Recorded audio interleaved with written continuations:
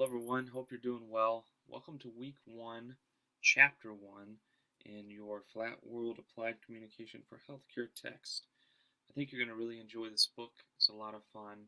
One of the benefits also of being able to do your course online is the fact that lectures are no longer than 15 minutes. I keep them to 15 minutes or less because I expect a numerous amount of communication between the two of us from the perspective of discussion boards, homework, interaction via Zoom if needed or via email, so we're staying in communication that way. Also, I expect you to read the chapter and reach out if you have any questions. But chapter 1 is pretty much an introduction to healthcare, and we're going to go through that right now. So, of course, this is a Flat World book. It's new, so this is a new textbook for PMI Medical Institute, just so you're aware. If you're looking for future lectures before the week starts, if you want to catch up, sometimes I might not be done with those lectures yet just because this is a new book. And I also am taking the time to read the text myself and make sure I'm aware before I do the lecture. So I appreciate your patience on that. Chapter 1, Introduction to Communication. So chapter 1 in your textbook, which I have in front of me right now, I think there's a lot of great things in this textbook, and I appreciate the fact that there's pictures and things to follow through on. So be sure to open to page 15 and start reading. So your learning objectives, of course, for week 1 is to define communication. Of course, what is communication? And then further discuss the history of communication from ancient to modern times. List the 5 forms of communication, distinguish among the 5 forms of communication through the process, and review the various career options for students who study communication. So, communication is usually studied from the perspective of most degree programs that you're in, but there are specific degree programs that focus mainly on communication. So your learning objectives for each week are really important, and I'm highlighting that just so you remember. Please make sure you understand the learning objectives for each chapter prior to moving on and studying the next chapter. Cool information, right? So let's move on to the next slide. Communication. It's a process of generating meaning by sending and receiving verbal and nonverbal signals or symbols and signs that are influenced by multiple contexts. I could ask you, give me a couple of examples of communication, and some of you might say written, right? Verbal. There's also nonverbal communication, which is very important. And then nowadays, there's communication in all kinds of elements through the written process or online process from the perspective of social media. Text is a huge thing nowadays. Email is still there, but not quite as influential as it was 5 to 10 years ago because everything is so immediate.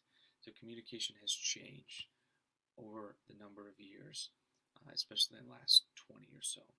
In eras, right? The talking era, the manuscript era, the print era, the audio-visual era, and the internet era. I'm talking mainly about some of the changes that we've seen since 1990. But, if you think back, a lot of the new things that we have to communicate with have not been around very long. So we're still learning those. And, on average, we spend quite an extended amount of time. Look at the print era, where we spent, hundreds of years communicating in that way and not having another way besides a write verbal or such to communicate as we do now. We have a variety of different ways, and I think this makes it more challenging for not just people that are moving into the healthcare field, but individuals in general who want to communicate in a fashion that is respectable and perceived in a positive way. Different forms of communication, right, are interpersonal, interpersonal, group, public, or mass communication. And I think that goes without explaining. Group communication, public communication, and mass communication. A lot of that you can do via social media now. So some of this has really come into context over the last 20 years or so in a different way, just as we talked about before. There's a lot of different communication careers that you can take. Business is a big one. I am actually personally in a business program through my doctorate, so I understand the importance of communication and what it means to business. A lot of this is written, right? Public relations is a huge thing, especially in healthcare. how you're perceived by the public is important, and I think that is a great field to be in. Media is another example of a communication career. Journalist would be one, right? Not-for-profit would be a way to navigate communication depending on your organization and what it strives towards. Government and law, right? Everyone in government and law must communicate in an effective way to be effective, right? In education, teaching is an element of communication. How you're perceived by your students, and then also how you display the information you want them to receive. So 1.2, we're moving on to 1.2, learning objectives. Of course, we talked about that being important, and then identifying and defining the transmission model of communication, identifying and defining components of an interaction model of communication. What about the transaction model of communication? We're going to talk about that. Compare the three models. What do they mean? How do they differ?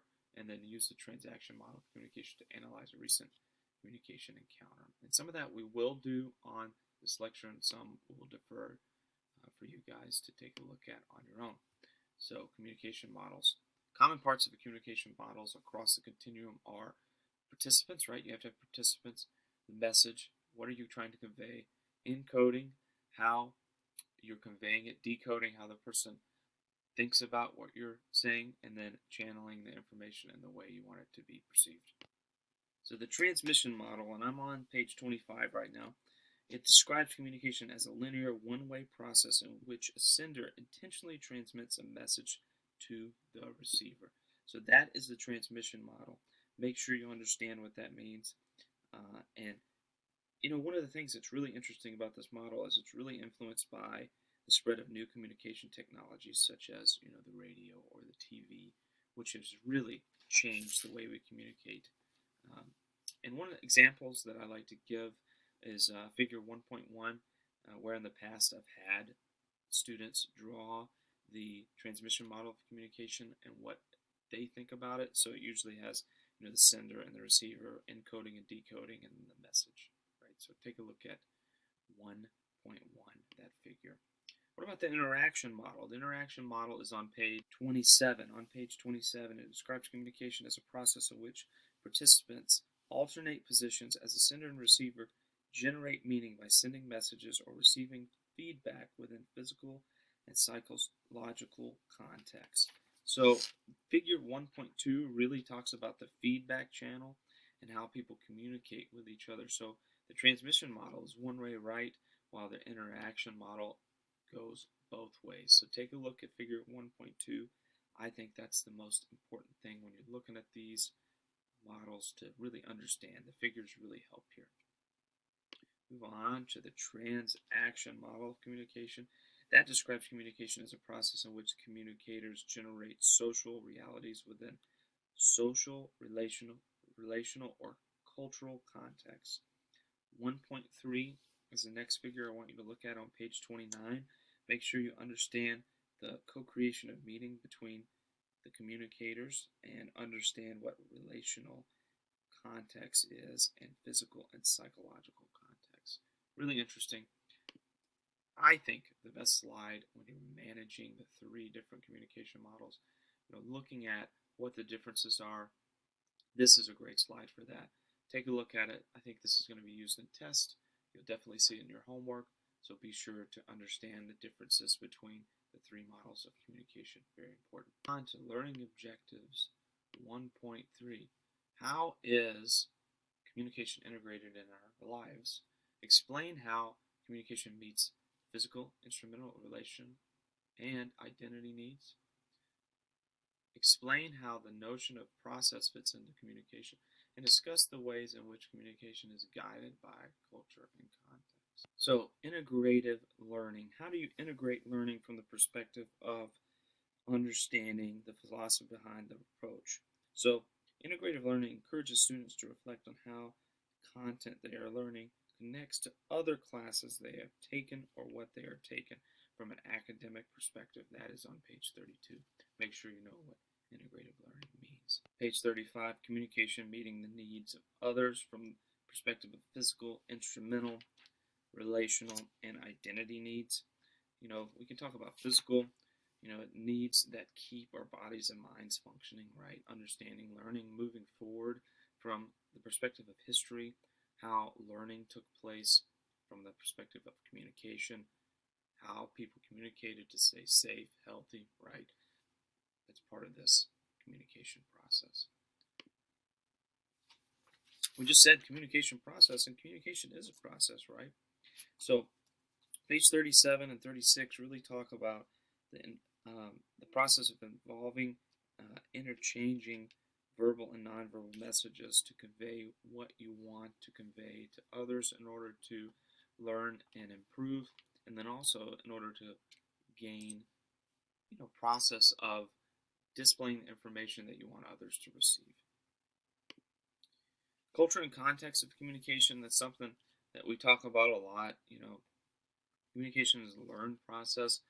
Your ethical norms, depending on where you grow up, what process you're a part of, what community you're in, all that plays into how you communicate with others and how you're received.